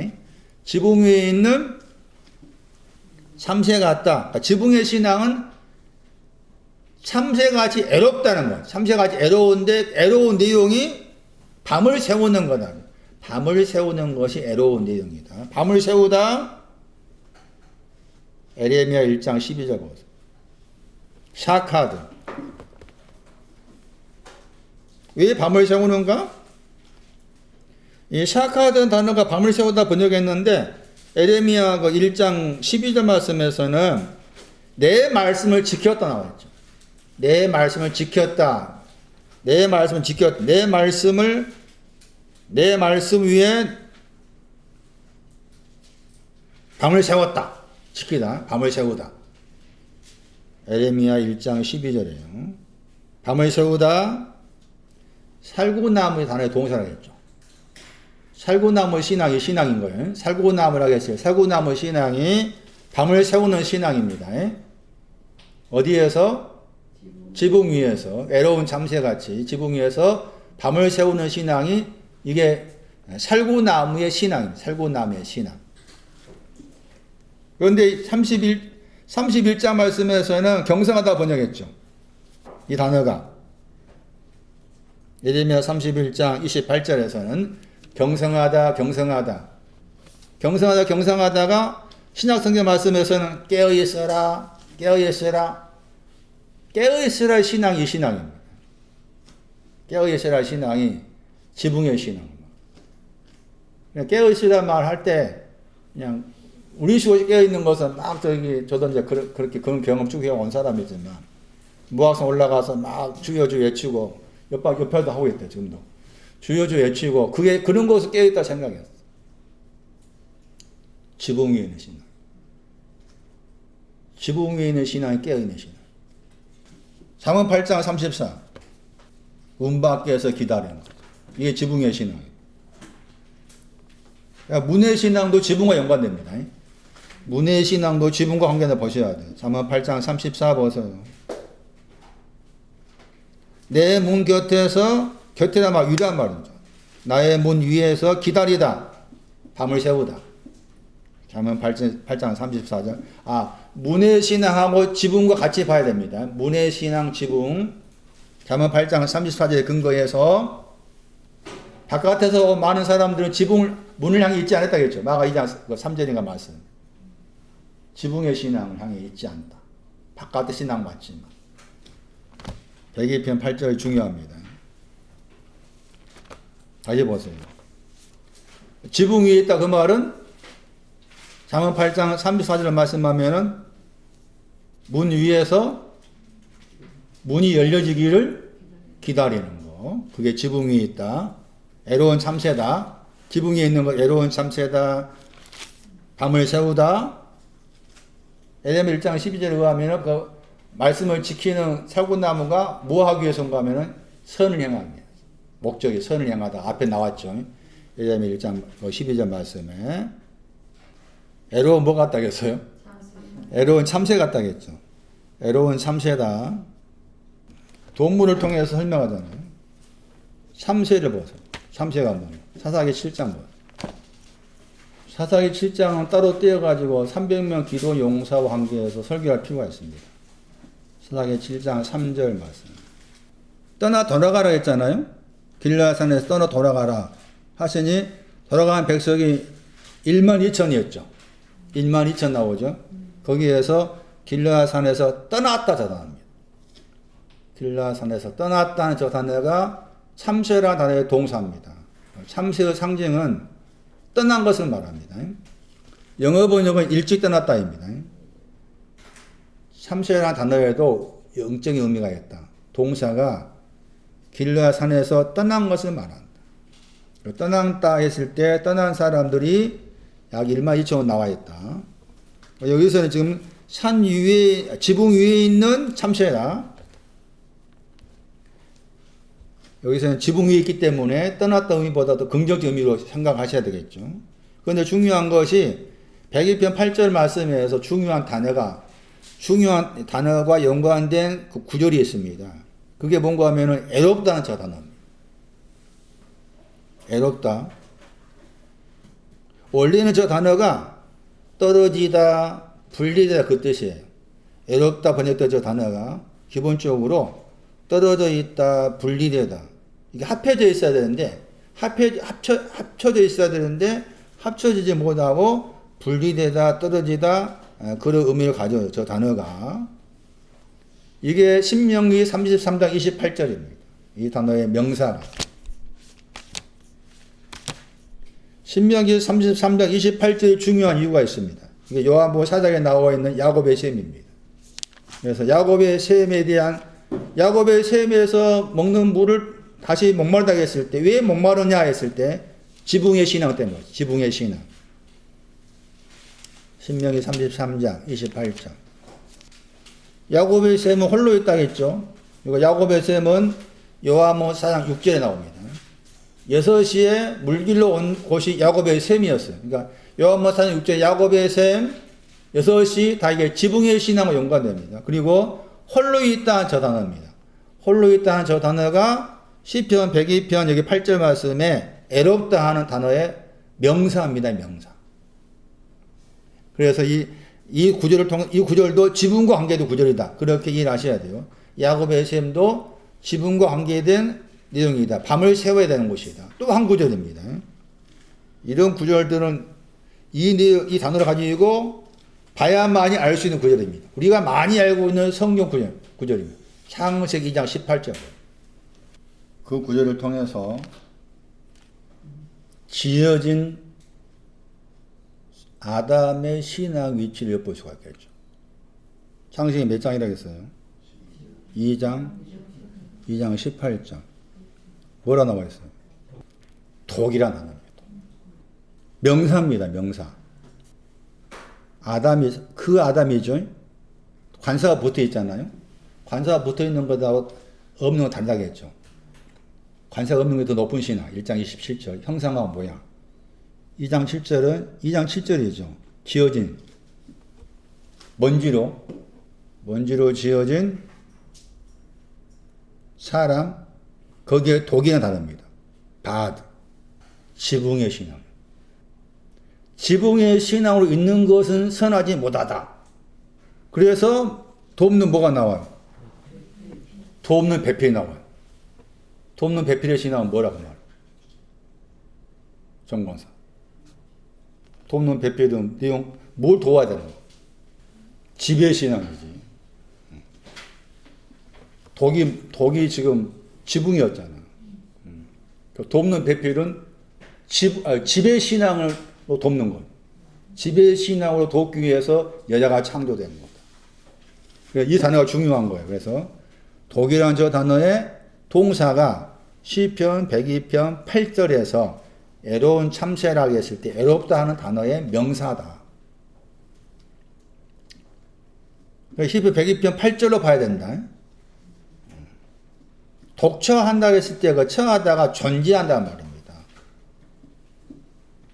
홀로 사람이 존재하고 있는 것은 선하고 있지 못하다. 지붕 위에 애로운 참새로 밤을 지내고 있는 것은 선하지 못한 거다. 그 말이에요. 그래서 돕는 배필을 만들겠다. 지붕에서 집으로 가는 거. 지붕에서 집으로 가기 위한 그런 내용으로 돕는 배필을 만들겠다. 그런 의미다. 지붕 그러면은 또 사무엘하 11장 봐. 사무엘하 11장. 지붕이 있다는 것은 밤을 지내는 거, 애로운 참새되는 거, 애로운 참새로서 밤을 지새는 거, 경성하는 거, 그게 지붕이 있다는 말이고. 또 한편에서는 사무엘하 11장을 말하면 지붕 위에 있다는 것은 뭐 하는 거냐. 사무엘하 11장 2절 왕궁할 때 궁이 집이에요. 그리고 집 앞에 지붕이 있는 거예요. 그곳이 지붕입니다. 가구. 지붕의 단어 2번 나옵니다. 사무엘하 11장 2절에. 뭐 하고 있습니까? 누가 목욕하고 있어요? 누가 목욕한 거예요? 맹세의 딸 바세바가 목욕하고 있는 거죠. 지붕의 신앙은 또 목욕하는 겁니다. 문자의 말씀이 아니다. 요 지붕 위로부터입니다. 그곳에서란 말. 지붕 위로부터 정확히 번역하면 목욕하는 것이다. 그 목욕한다고 했을 때 목욕하는 것이 뭐냐라고 했을 때 이 단어가 손을 씻는다 할 때도 사용되고 발을 씻는다 할 때도 사용됩니다. 그러면은 지붕의 위치가 뭔가 하면은 말씀드린 것처럼 바깥에서 지붕이었죠. 그 다음에 지붕에서 어디로 가는 거면 집으로 가는 거죠. 그래서 여기서 지금 겉으로 보면은 바세바가 목욕했다 얘기 나와 있지만 그래서 이제 불러다가 이제 거기 동침했다 나와 있잖아. 그 말이 문자의 말씀을 뛰어넘어야 되는 거예요. 그래서 이 사건 때문에 이 사건 관계에서 시편 32편 만들어진 거잖아. 그 시편 32편 말씀에서 죄를 가리우다 나온 것이고 그런 거예요. 그래서 지붕 위에 있는 것을 씻는 것을 말하는 여기 목욕했다 보는 단어가 씻는다입니다. 씻는데 이 단어가 손바닥을 씻는다 할 때 나오고 발을 씻는다 할 때 나오는데 발을 씻는 것을 말합니다. 왜냐하면은 왜 발을 씻는가 하면은 발을 씻어야만이 집으로 갑니다. 창세기 18장 4절, 전도서 4장 17절, 잠언 7장 11절 그런 거를 참고하면 그렇습니다. 발을 씻은 이유가 지붕에서입니다. 위치가 지붕에서 발을 씻어야만이 아마치다는 하나님의 집으로 들어갑니다. 그러기 위해서 발을 씻는 거예요. 여기서 번역은 목욕 같다 했지만 사실은 발을 씻는 거예요. 그리고 그 씻음의 결과가 나오죠. 여자가 씻었어요. 발을 씻는 거죠. 발이란 말 없지만 발을 씻는다. 창세기 18장 4절 말씀이 발을 씻는다 할 때 그 씻는다가 발과 관계 나온 대표적 구절이다. 그 씻었을 때 씻는 결과가 뭔가 하면은 심히 선한 얼굴이란 말. 아름답다가 선하다. 보이다가 얼굴입니다. 심히 선한 얼굴이 되었단 말. 어디로 가기 위해서? 집으로 가기 위해서입니다. 그래서 지붕과 관계해서 나와 있는 구절이 이 구절이다. 다시 보시면 이제 여호수아 2장 6절 보시면은 창녀 라합의 신앙도 지붕이 가지고 있습니다. 그래서 그 지붕에다가 정탐꾼을 숨겨주죠. 그 말은 창녀 라합이 지금 아까 창세기 38절 말씀 얼굴을 가리웠다겠죠. 그 신앙도 지붕이었잖아요. 그때 그 지붕은 이제 무슨 의미였는가 하면은 죄를 덮어준 의미였잖아. 그런데 다시 여기 여호수아 2장에서는 이 가그가 나와, 도마가 나옵니다. 도마가. 그 도마 거기에다가 정탐꾼을 숨겨진 거예요. 그 말은 창녀 라합이 지금 이 도마의 신앙을 가지고 있는 걸 말하고 있는 것이고 애로운 참새고 밤을 지새는 것이고 발을 씻고 있는 것이고 그런 의미로 이해를 하셔야 되는 거예요. 그 다음 구절이 이사야 15장 3절인데 이사야 15장 3절 말씀 보시면은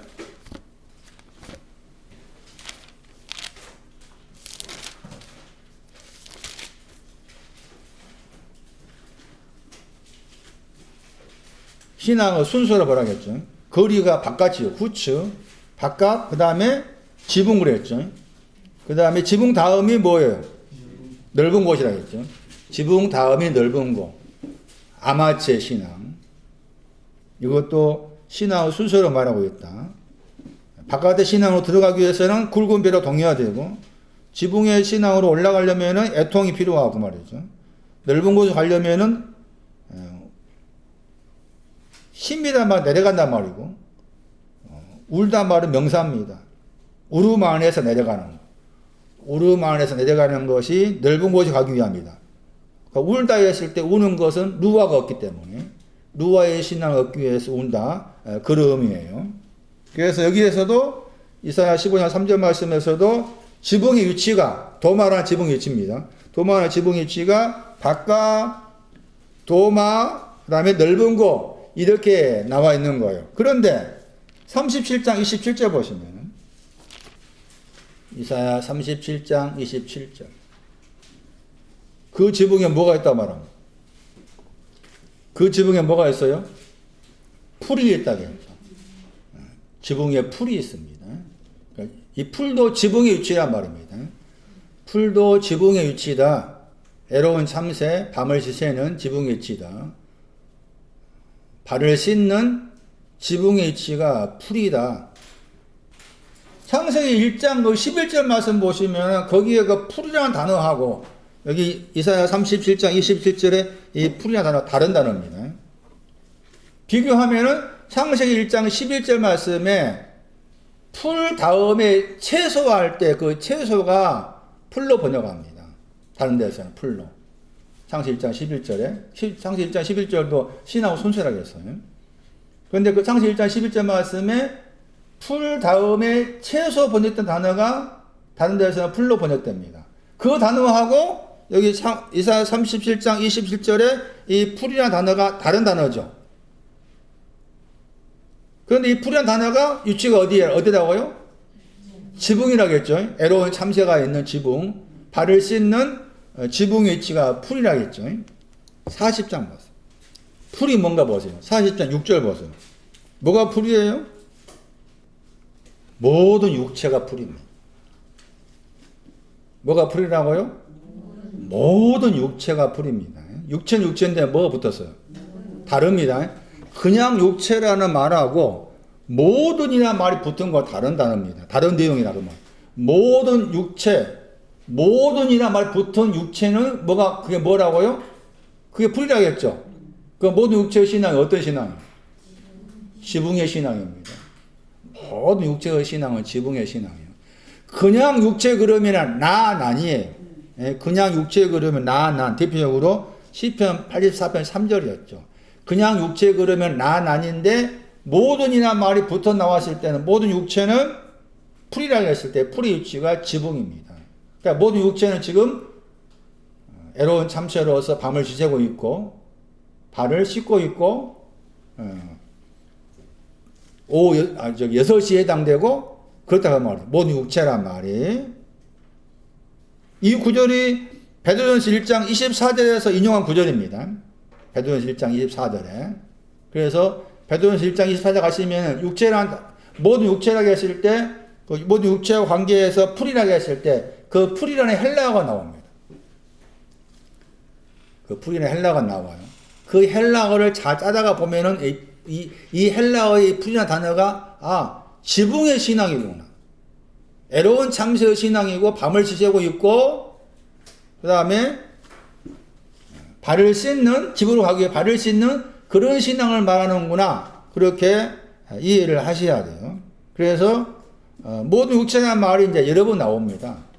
나중에 다음 주에는 이제 땅 위의 죄들을 설명할 텐데 그 땅 위의 죄들이라고 했을 때 땅 위에 있는 죄들을 사한다고 했을 때 그 땅 위에 있는 죄들이 모든 육체와 연관됩니다. 자, 여기까지 오늘 마가 2장의 지붕하고 누가 5장의 지붕의 내용이 다르다. 다른 구절들을 그렇게 설명을 해드렸어요. 더 참고해서 참고하실 분들은 마태 24장 17절 지붕 위에 있단 말. 마태 10장 27절. 그런 구절을 가보시면은 지붕 위와 관계된 내용이 나옵니다. 그래서 그 지붕 위와 관계해서 생각할 필요가 있어요. 그 다음에 지붕이라고 했을 때 더마입니다. 누가 5장 19절 말씀에 잠언 21장 9절을 봐야 됩니다. 왜냐하면은 잠언 21장 9절을 참고하면 거기에 지붕과 연관해서 지붕과 같은 내용으로 말하는 중요한 단어가 나옵니다. 모퉁이입니다. 우리가 성경 읽을 때 모퉁이만한 말 나오면 뭘 생각해야 됩니까? 건축 따위에 버린 돈이 뭐가 되는 거예요? 많이 듣잖아요. 근데 모퉁이가 뭔지 모르잖아. 에? 이거 보고 마칩시다. 오늘 시간이 많이 갔네. 목도 아프고 밥도 먹어야 되고. 잠언 21장 9절 보세요. 그래서 신약 성경에 모퉁이가 나오면 다 이게 지붕의 신앙을 말하는 걸 알아야 된다. 모퉁이가 나오면은. 잠언 몇 장이라고 그랬어요? 21장 9절입니다. 움막이 지붕입니다. 번역이 또 안 됐잖아요. 번역 안 된 저 단어가 모퉁이입니다. 잠언 21장 9절 말씀. 이 출판사에 속으로 번역했죠. 모퉁이입니다. 베드로전서 2장 7절 모퉁이. 마태 6장 5절, 마태 21장 42절, 사도행전 4장 11절 그런 구절에 모퉁이가 나옵니다. 그래서 모퉁이라고 했을 때 모퉁이 지붕을 말하는구나. 애로운 참새를 말하는 기다림, 밤을 새우는 거, 씻는 거, 모든 육체, 풀 다 이런 계통이 지붕이면서 지붕을 또 모퉁이로 그렇게 말하고 있는데 이 지붕이나 모퉁이는 아직 넓은 곳으로 가기 전이다. 그래서 앞에 이제 7장에서 모퉁이와 단어가 나오는데 넓은 곳이나 단어와 관계 나옵니다. 잠언 7장 거기 12절 말씀 보시면은 거기에 거리가 바깥입니다. 잠언 7장 12절. 거리가 바깥이에요. 그 다음에 모든 모퉁이가 나오죠. 그리고 광장 모퉁이 번역된 단어가 나옵니다. 넓은 곳. 그러니까 잠언 7장 12절 말씀도 신앙의 단계죠. 바깥, 모퉁이, 그리고 넓은 곳. 넓은 곳을 광장 모퉁이로 번역했잖아요. 모퉁이라는 말이 없는데. 마태 6장. 공부 많이 하라고. 공부를 많이 해서 머리가 좀 터지라고 말한 거죠. 계속 일하시면서 생각이 돌아가라. 이 말이 무슨 말인가? 마태 6장 5절 보세요. 외식하는 자가 나오죠. 그 기도와 관계 나옵니다. 거기에 큰 거리 어기란 말 나오죠. 찾았어요? 어기가 모퉁이입니다. 아직 모퉁이의 신앙이 없는데 그 말. 아직 모퉁이의 신앙이 오지 않았는데 모퉁이에서 기도하는 걸 말. 큰 거리가 잠언의 7장에 나와 있는 누오곳 넓은 곳을 말합니다. 아마저 신앙. 어귀는 지붕의 신앙. 큰 거리는 아마저 신앙. 그 아마저 신앙이 오지도 않았고 지붕의 신앙이 오지 않았는데 거기서 기도한다. 이게 외식한다. 그런 개념이에요. 문자적 말씀은 아니란 거죠. 제가 다시 생각하는 부분 가운데 요 근래에 마태 7장 13절 말씀을 새롭게 봐야 되겠다는 생각이 많이 듭니다. 마태 7장 13절. 여러분도 한번 생각해 보세요. 좁은 문으로 들어가라겠죠? 좁은 문이죠, 먼저. 좁은 문으로 들어가라. 좁은 문으로 들어가면 어디 갑니까, 이게? 그 말이죠. 좁은 문으로 들어가 어디 가야 돼요? 생명이 나오잖아요. 7장 14절에. 생명이 넓은 곳입니다. 생명이 넓은 곳. 그런데 거기 구절에서 저 부분과 이제 대치적인 용어가 나오죠. 뭐가 나옵니까? 무는 뭐라겠어요?